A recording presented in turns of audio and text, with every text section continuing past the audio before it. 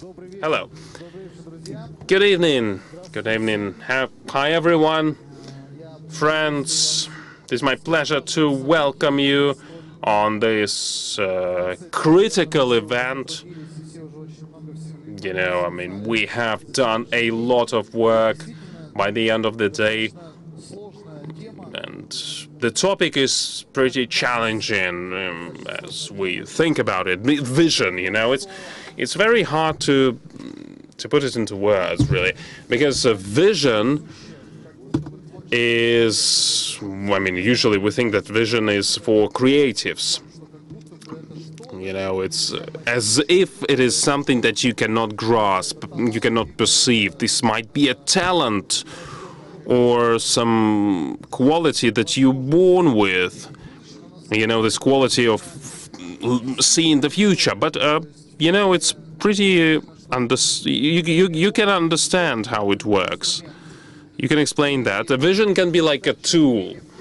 And the further we move within this information space, the further we go into the future, we understand that vision is a prerequisite, is a required tool that you should not only use. You should not only find a person who can manage the vision, but it is something that you should develop within yourself, especially if you do creative work, even if it is related to business. Because by creating a business, you are creating it, you are creators, because you think it up, you imagine it. And when we talk about the vision as a tool, we have an interesting definition that is pretty clear. My friend gave it to me. He is one of my best friends, and this is GigaChat. So I started to find some words, but GigaChat put it in simple words. He said that vision as a fundamental technology for creators refers to the ability to clearly envision the final result of your creative work, even before the process of creating this artwork or project or idea begins. So this is the skill that gives you the opportunity to have an idea, the idea that shocked you, because anyone can have this aha moment, this eureka moment, and it might be the same idea even, and no one has the right to claim that idea unless we start to materialize it. As we start to materialize it in words, putting it in words, and then we create files, the PDF files, Excel spreadsheets. So this is where we have the right to possess this idea. And these are the processes, really. This is something that we try to work on to materialize an idea, but the idea behind the vision is that you have not even started to realize the idea, but you feel it that way. You have an intuition that you try to grasp the final result, the outcome of the idea materialization, and you might think that this is a miracle. You have to be a futurologist. It's not possible. You have to be a sci-fi writer, sci-fi author, or you have to be very strategic to fantasize this vision of the future, and to think about the possible outcome of your business or creative project or your personal project or goal. It seems to be impossible, but it can be trained. How do you do that? You should be open and sincere. You might have your own methods for that. I can talk about that from the perspective of creating a TV series or some other creative projects that I engage in personally. And recently I have appreciated the fact that you cannot really put it in theoretical terms. Only on practice we can use that and apply that to our business, to our work. This is how we can shape the models of the vision. we have a unique opportunity now, because I wanted to just lead you to this fantastic discussion that we are going to have, because we are going to discuss the vision that we are going to use in our business and creative projects. And we will have films as an example. We have a unique guest. Oh, you know Oliver Stone, right? Yeah. Why do you love Oliver Stone? What is your favorite film? Okay, there are various films that you have mentioned. Yes, he has won 3 Oscars. I do not know what films is he proud about the most. I'm not going to dive into details on that with him, but his way is non-trivial. His journey was non-trivial, and this is someone who goes against the tide very often, and sometimes he is not in line with the information and media agenda, and he goes contrary to the trends, and I think he has never lost. We're going to connect him very soon, but if you analyze his projects, I think there was absolutely no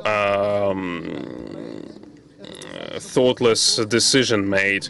When he was launching projects, he was decisive and totally aware, and there were some specific results. I mean, we can give a lot of examples. So we will try to talk with him about that. Maybe we will try to inspire ourselves. It is my great pleasure to be a part of this discussion, because, well, that's a totally unique opportunity to talk with Oliver Stone. This is a fantastic figure for the entire film industry. And if you look at his bio, I'm not going to delve in details. You will be able to read that later. But it is a it's a great journey. No project, no movie, based on what we know, has been created with this wishy-washy approach. Everything is very deep. Everything is made sure to dive deep into details. That goes for the movies as well as for documentaries. And me, as a creative person, I recommend you, the business people, the creators of new businesses and startups, and I recommend the investors to have the same attitude to the businesses, because if we change that attitude to the businesses and we start to behave with our businesses as we behave with artwork, it will be fantastic. It will give us absolutely fantastic results. So, some other things that I would like to mention is that the film industry, I mean, it's easy to talk about businesses using film as an example. For many, cinema is a business, or movie making is a business, but business stops being profitable and effective the moment you forget about art per se. Forget about it completely. This is an amazing threshold that you need to be mindful of. Some people believe that movie making is a business, but at the same time it is based on art that should be topical, sincere, that is based on ideas, that needs to be informed by vision, and you need to understand what's going to happen. Joining us is Oliver Stone. Let's give it up for him. Good morning, Oliver. Probably not so many people have ever been at your breakfast so early. And let's check. Can you hear us? But we don't hear you. You don't hear me? We hear you. We hear you. We hear you. Everything is fine. Thank you very much for agreeing to have this dialogue with us. And here we have a huge number of young people who are involved in doing business, who are investors, who are creating new types of businesses, new forms, startups who launch creative projects.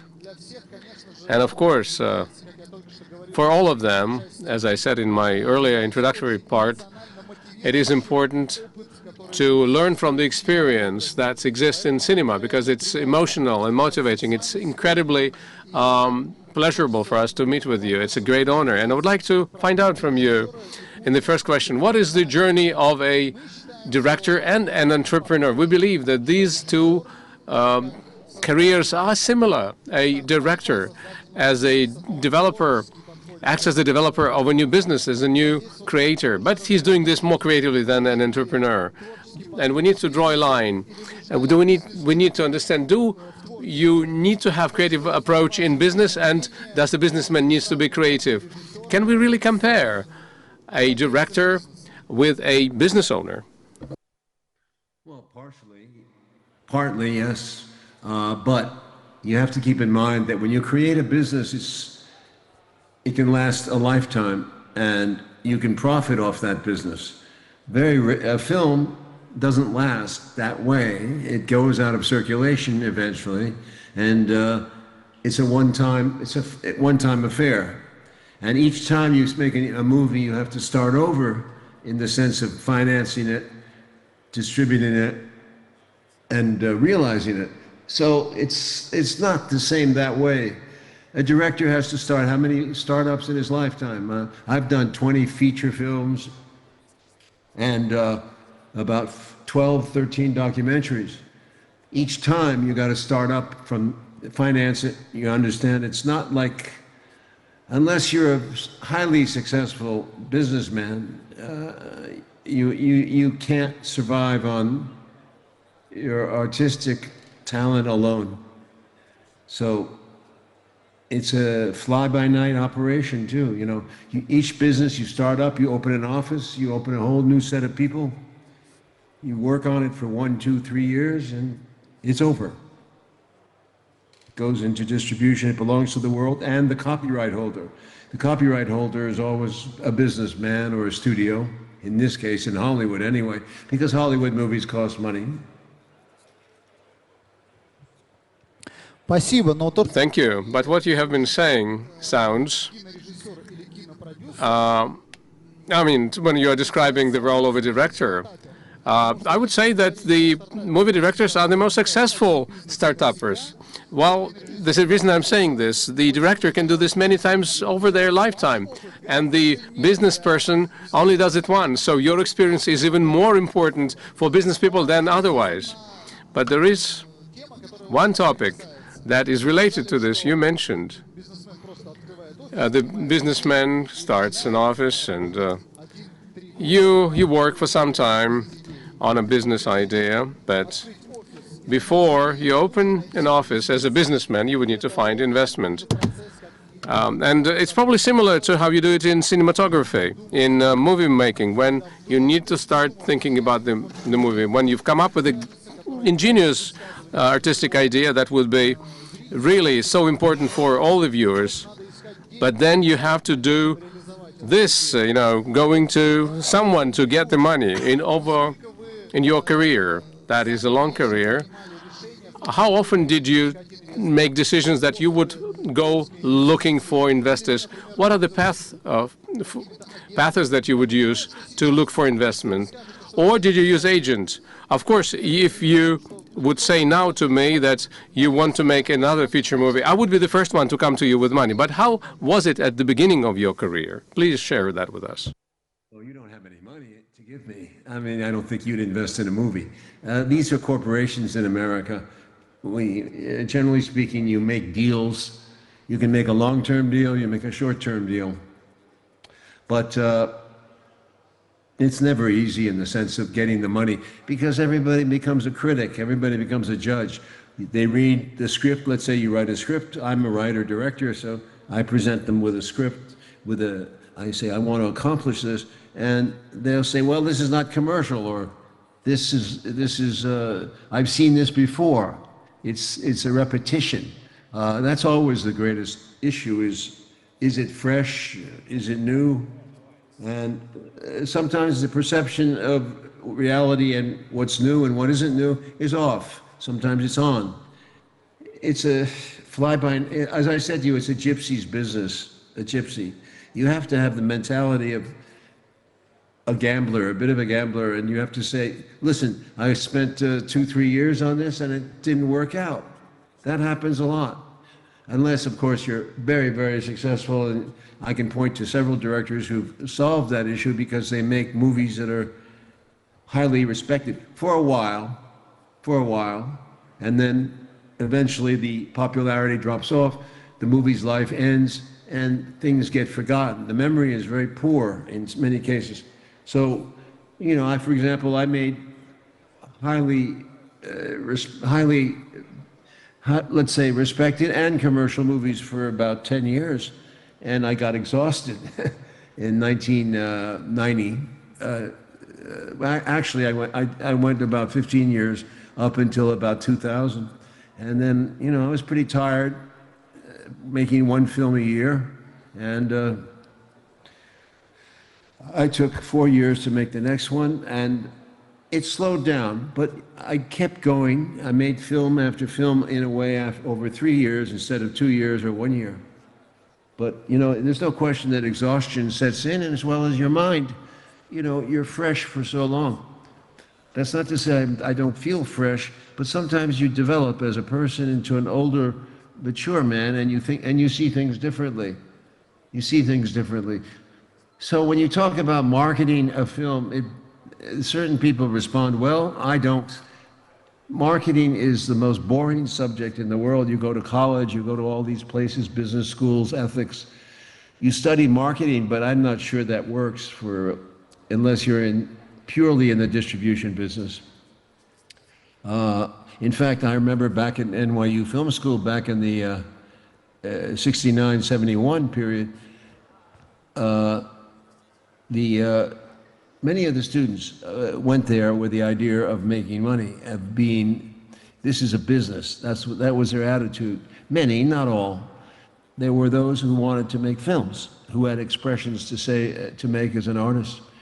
Of course, I was very lucky because one of my instructors was Scorsese, Marty Scorsese, and he always emphasized to us the sacredness and the uniqueness of film. He was a student of film aesthetics, and he taught us that and made us respect it, those people who listened.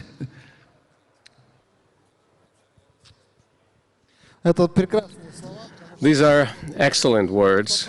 Let's give Mr. Stone a round of applause, because this really dovetails well with the fact that movies is about respecting art and respecting the viewers, and empathy that you show towards your viewers. And if you talk about, let's say, the Russian cinematography, you don't see that very often, at least at some stage. But that has become a trend, when people are now realizing that cinema is not just a way to communicate with people. It's a dialogue. It's a relationship with the viewer. And respected movies are important, and reputation is important. I agree. And when you create a respected project, you are respected, you are treasured. They want to see more of your projects, artistic and business or commercial ones.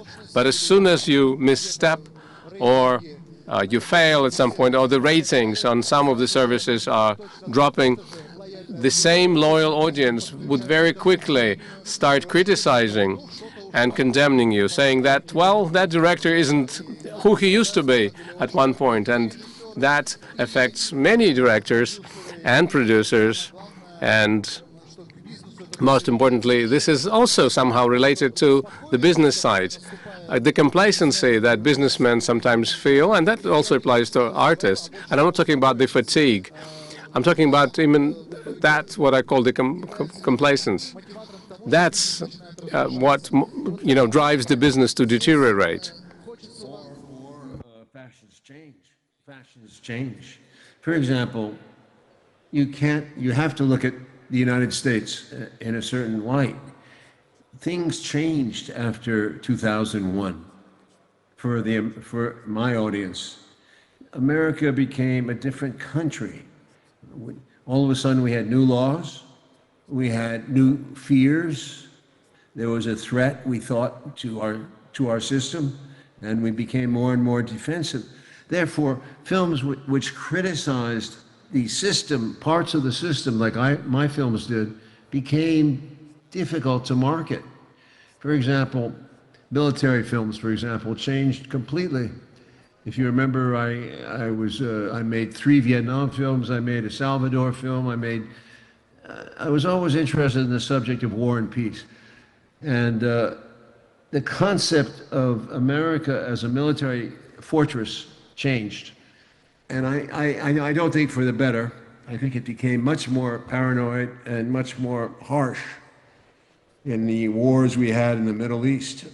So life changes. That's part of the change. I mean, you cannot change that. You cannot foresee that.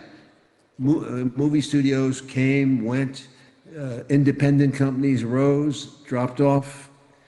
Very difficult to make long-term profit in the film business, frankly. And the American one is probably the busiest of all in terms of volume. But consider, for example, Europe. Consider the French industry. They had a subsidy to support their filmmakers, a serious subsidy. So the filmmakers would keep going with government support. They didn't have to worry about investors the same way. And some people would argue, well, that makes the French industry more rigid, it gets old. You can argue that, but if you're a Frenchman, you don't go to the movies to see a new idea all the time. You go to the movies to sit there, relax, enjoy yourself, and you see some repetition of an idea and you don't mind it. For example, the Western and certain comedies, they revive themselves. People are not always looking for the next thing because it's almost impossible constantly to surprise me. How many movies came out a year? 100, 200 in America, 300 sometimes. You can't have 300 fresh movies. But you can entertain the audience and you can enjoy films. Film is not always necessary to be art.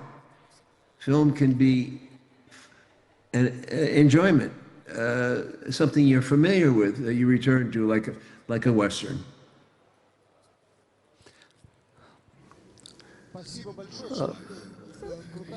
Thank you very much.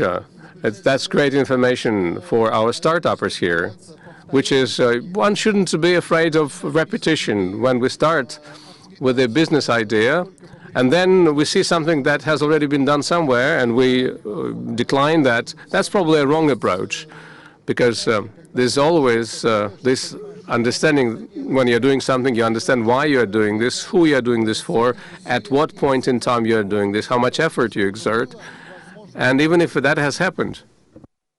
Every single filmmaker I know has, to some degree, the art of imitation. Imitation is flattery in a sense. I learned from other people. Our tradition of filmmaking is built on what we learned from other generations. We build on it.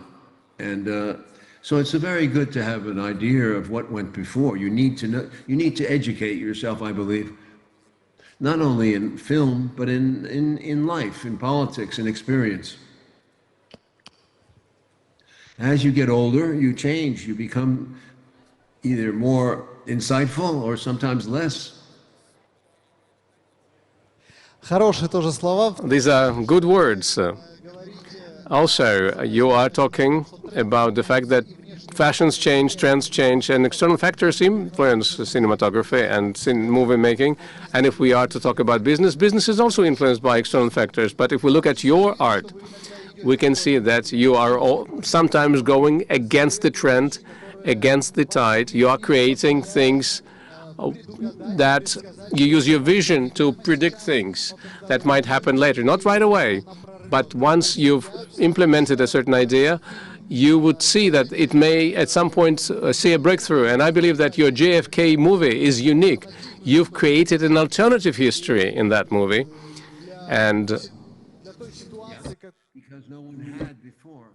I mean, I'm sorry, there had been films about that, but they were not as well executed as I believe JFK was. I went full out with it because I believed it. I didn't have a problem. I studied it, I did research, and many people think I got it wrong, but I still believe in the movie and that theory. And I think the problem has been, again, the government has fought it all away. There's been no new investigation really done on this case. They won't allow a serious investigation.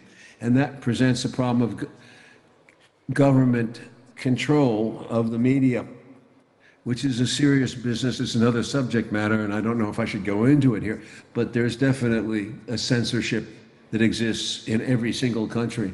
In France, you couldn't talk about the Algerian war for a long time. You couldn't talk about Indochina.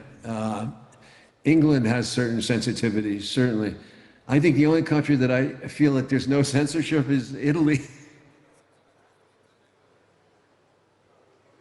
Ну, тут вопрос... Well, I think it's not just in France. They subsidize movie making. In Russia, they provide subsidies. And in many other countries, they do too. A lot of money is invested. Not as big as in France. And it's in France, they've done a very good job over many years of holding their budgets down, so people can make movies still. In America, as you can see, there has been a huge inflation over the years, and it costs millions and millions. Yeah, I mean, there are movies being made now for $100 million. It should really be about 60 or 50 or 40 million dollars. But the prices, the inflation has been awful.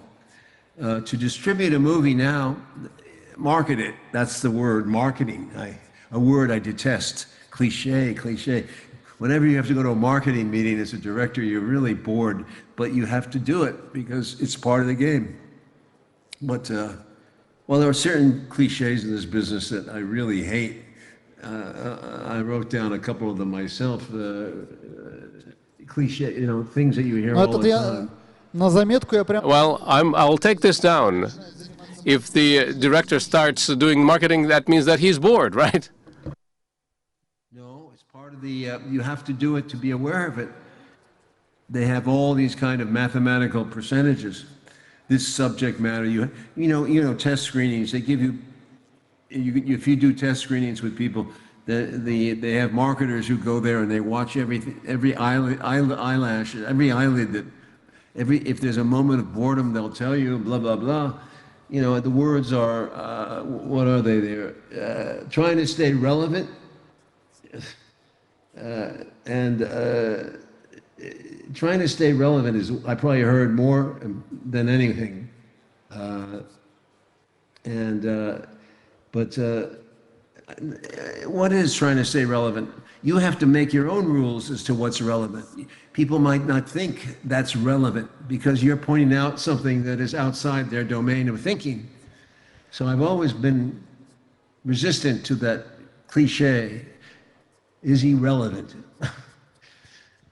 Well, you're an idiot if you say that, because you should pay attention to what's in front of you, not what you think it should be.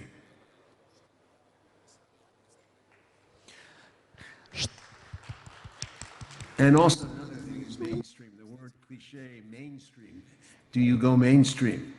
Well, some of the best directors are not mainstream. And do you think Orson Welles, when he did Citizen Kane, was thinking, or Mr. Anderson, was thinking about being mainstream? No. А что вы скажете на тему того, что кино... And what would you say that the films should deliver some value, some benefit to the people, and the viewer should have the aftertaste that they did not spend time in vain? So entertainment is good. I mean, if I watched some comedy film that really made me laugh, that's some benefit. But overall, talking about the education based on the movies, some value, do you think that movies should educate us in a way, or do you think it's another cliche? Well, that's inherent. If it's an interesting movie, generally speaking, there's an educational value, but you don't think about it.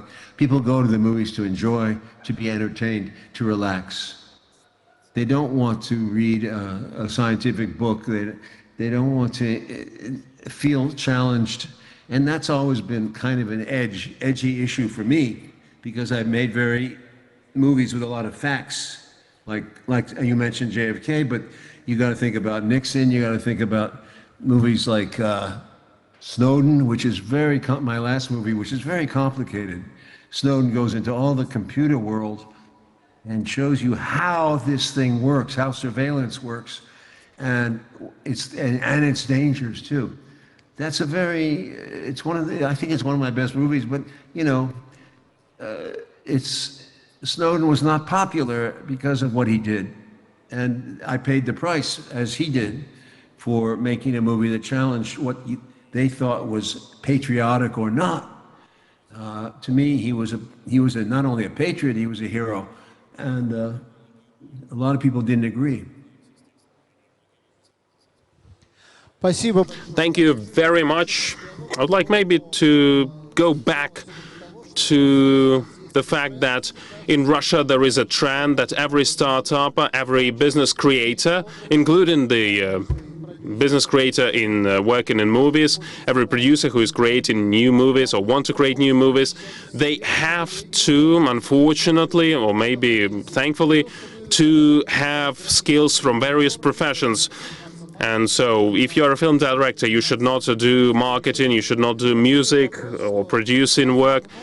You know, sometimes filmmakers and producers and the startups that are present here, they have to get all these skills, combine all the skills.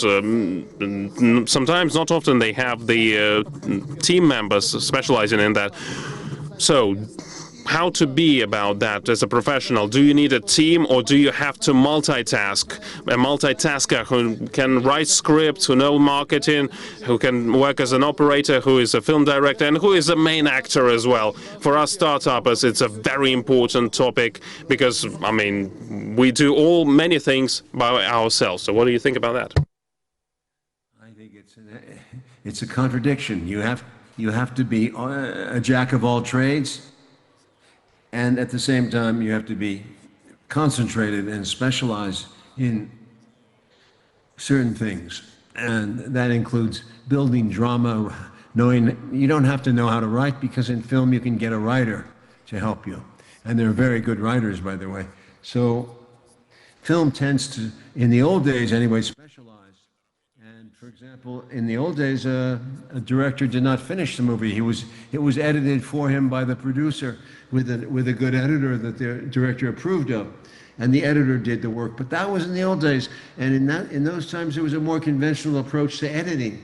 Now editing has become very very creative, very original, as you may know, and it's each movie takes a shape in the editing that gives it a style and a feeling.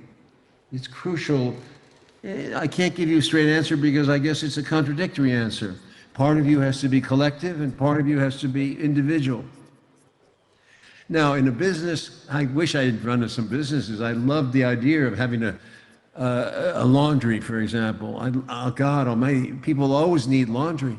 They always need food. They don't need a movie. It makes life a lot easier if you have a bunch of laundries and they're working overnight while you're sleeping, you're making money. Okay, that's great. It's a fantasy for me. I never achieved that in my life. I never tried to. I was always hung up on my on the concept of creating something new, something different, and that can be a drawback.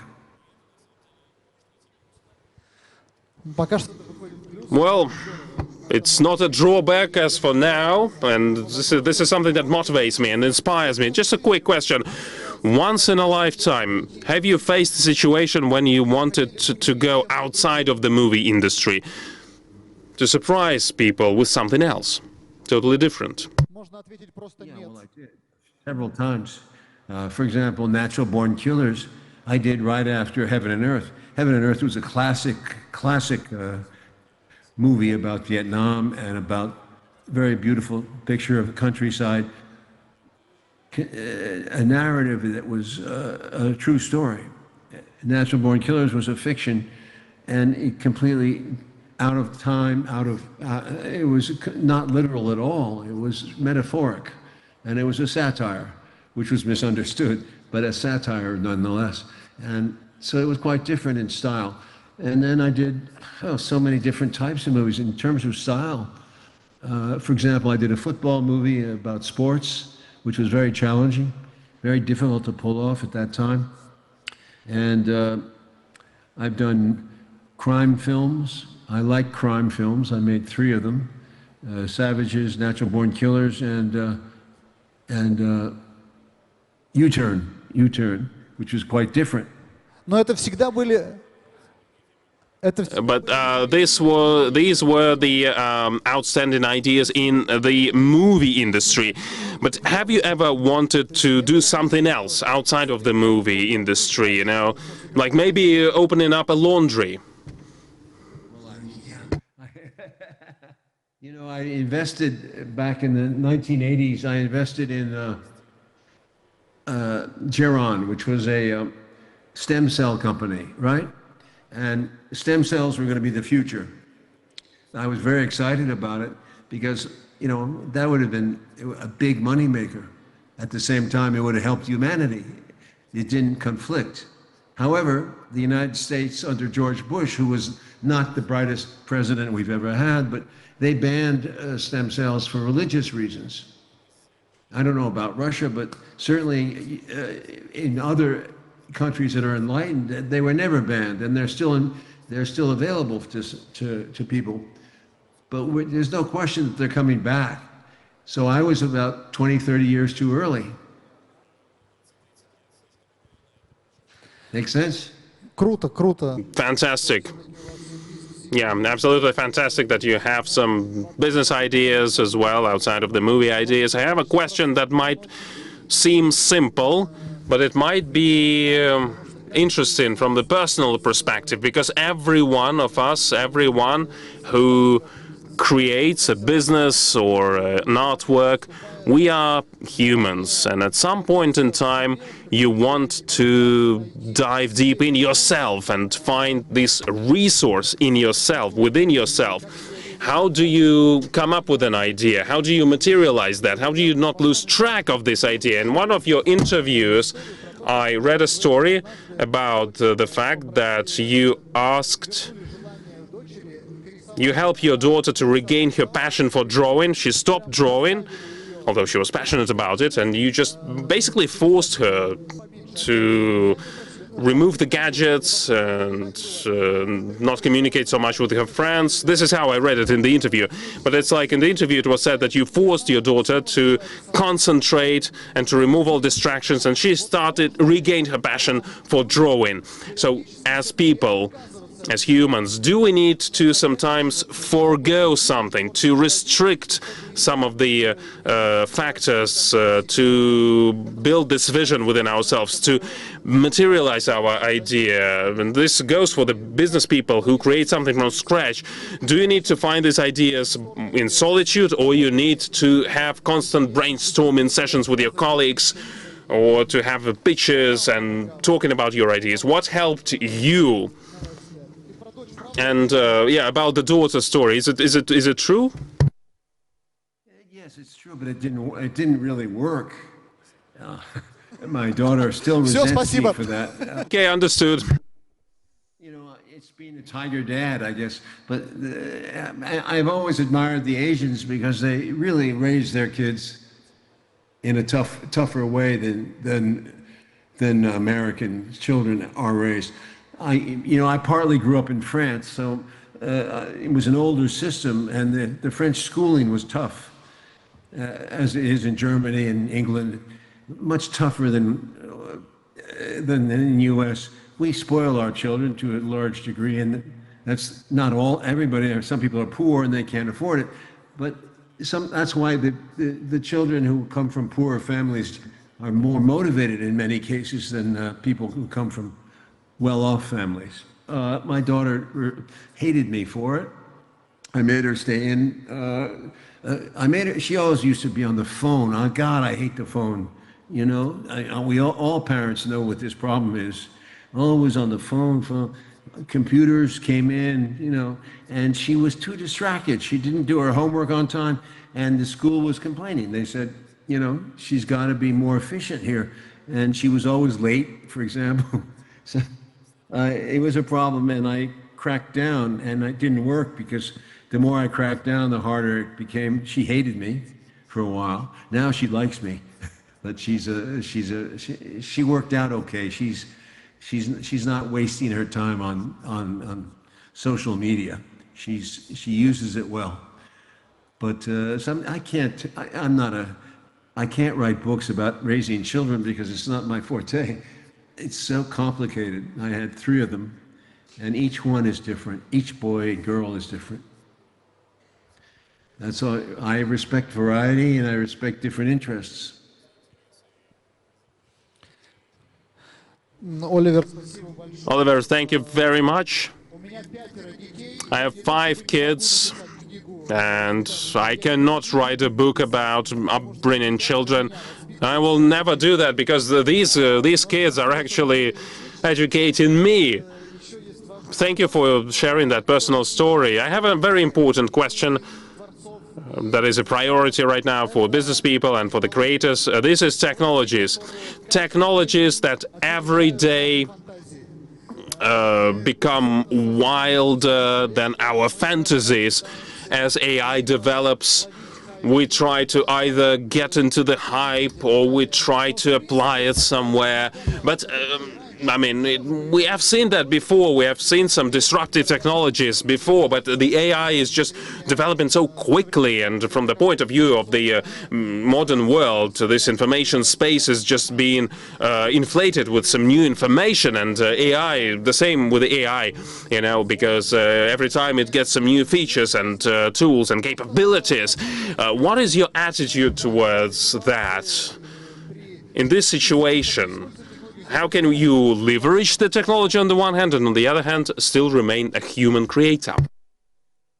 It's a very interesting question, but I can't give you an answer because we don't know where it's going, and anybody who says they do cannot guarantee that statement. I've explored AI on film. I've tried. We have been using it for years in the terms of digital artificial intelligence has been working for us. However, AI is a new format in the sense that it doesn't work yet for film. It works for TV and smaller video images. But the quality is not there to make a 35 negative. You understand? It's just not up to it yet. That doesn't mean it's going to change in the next couple of years, and I've explored that because it saves money. And obviously, to save money on making a film, the problem is when you start to save money, everybody else jumps on it. So before you know it, the studios say, "Well, we're not going to make any more money with that because everyone else is doing the same thing." That's the problem. Competition drives out the profit. Competition is always undercutting another business, and you'd have that same problem in business. How do you keep improving at the same time making a profit?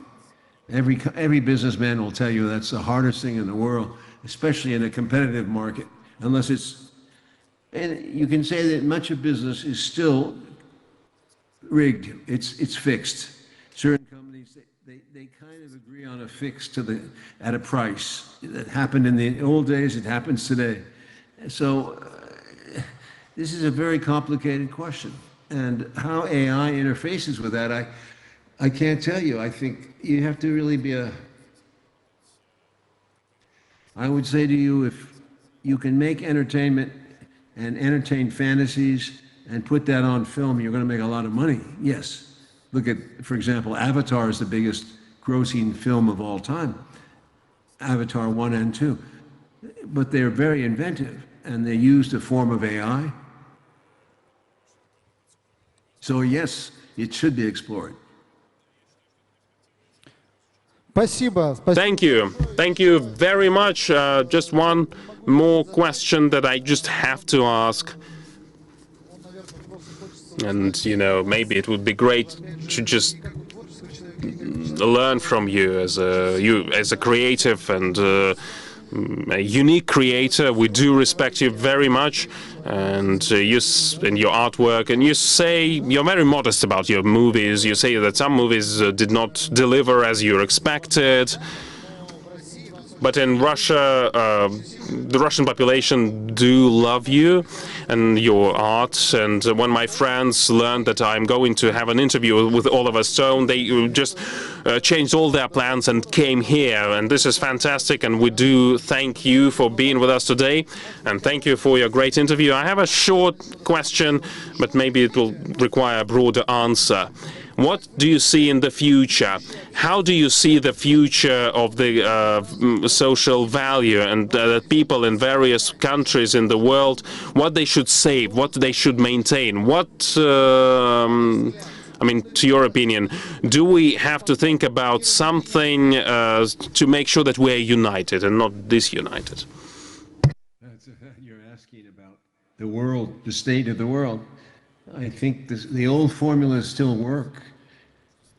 If you remember correctly, Marco Polo is a hero of mine. He went to, he was a Venetian, and he went out to the Orient with his family, his father and his uncle. And Marco Polo had a series of adventures over many years, and he basically opened China. And he opened China by bringing trade to the West. Trade, common sense, peace, trade treaties, negotiation works. It's always worked for the best. That's why I'm a little bit worried about the United States, because they don't negotiate anymore. They seem to have a peremptory attitude about tariffs and so forth. It's not the way out of this thing. The way is to communicate and to have common sense. Russia, in my belief, has always been interested in peace. Peace is crucial, because you went through such a horrible experience in World War II that you learned a lesson. And that lesson needs to be imparted to all countries. And right now, I'm very concerned that a new generation of leadership does not understand what peace means. They do not understand what peace means. So above all, I emphasize that, and that's why I've gotten myself into trouble, because I'm trying to, I believe in Russia, the United States, China, Iran, all of them can be partners, and there's no reason not to be partners. I feel strongly about that, and I've devoted much of my life to that, and I will continue to. It's the most important thing we have, to maintain relations. Marco Polo is a hero. Thank you so much. It was absolutely fantastic to talk with you, and that you remembered about the Second World War and our participation in the Second World War as we mark the 80-year anniversary of the war. It's very important for us that you value our contribution to the winning, and it was a fantastic talk, and I think that you inspired everyone. Will we be able to apply that in our startups and our businesses? But I think that it is a great inspiration. I wish you all the luck and the health. A round of applause for this great talk and our great speaker. Thank you, Gavriil. Thank you for having me. Thank you very much. That was Oliver Stone, the legend. Especially for you, I hope that you learned a lot of lessons here. And to wrap up our meeting, I would like to just reiterate that you should not be afraid and shy in looking at your creative approach, because some people think that business people should not be creative. You have to be calculated and cold, but the laws of creation of businesses and laws of creation of artwork, they intertwine and they reflect each other, and that's very valuable to get the experience from various industry. I have many times looked at businesses that are not in any way related to filmmaking and creative industry. And I've learned a lot. I've learned a lot from Sber and other areas, and I use that in TVs, in movies and TV series. Have a great evening. Subscribe to OKKO, and all the best.